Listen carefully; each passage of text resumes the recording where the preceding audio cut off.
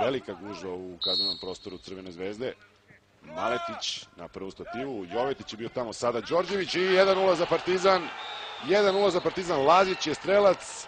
Već posle 3 minuta igre crno-beli vode sa 1-0 pogodkom Đorđe Lazića. Odlična reakcija Lazića nakon odbijene lopte, fantastično jak udarac i eto Ranđelović savladan. Već posle 3 minuta igre izuzetan šut Lazića sa 18 metara. Partizan vodi dakle jedan iz slobodnog udarca. Da vidimo sada Milovanovića. Odličan šut 1-1.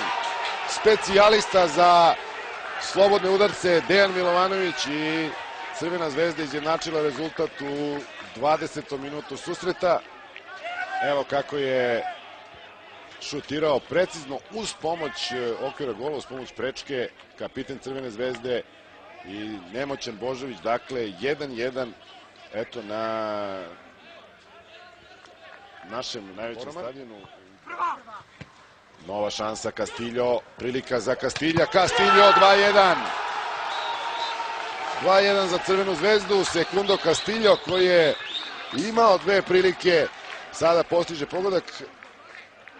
Ovo je njegov drugi gol u večitim derbijima, a ove sezone treći.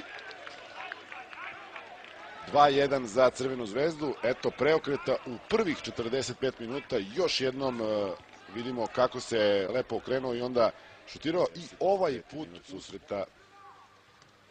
Nova prilika, evo šanse i 3-1, ponovo Castillo. 3-1 za Crvenu zvezdu, Castillo postiže pogodak u 56. minutu i sada je to velika, lepa prednost za Crvenu zvezdu. Još jedna odbijena lopta, rekoh da je teško kontrolisati situaciju i loptu na ovakvom terenu. Nisu uspeli igrači Partizana da posle ovog centar šuta bolje reaguju. Povratnu loptu odigrao je, čini mi se, Tutorić. Basta, evo nove prilike, Basta, Jestrović, 11-terac.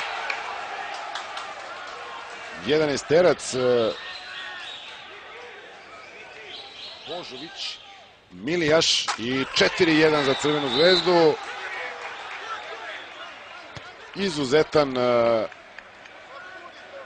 rezultat ima domaći tim u 68 minutu, precizan, jak šut Milijaša i eto ubedljive prednosti domaćeg tima. Sada igrači Partizana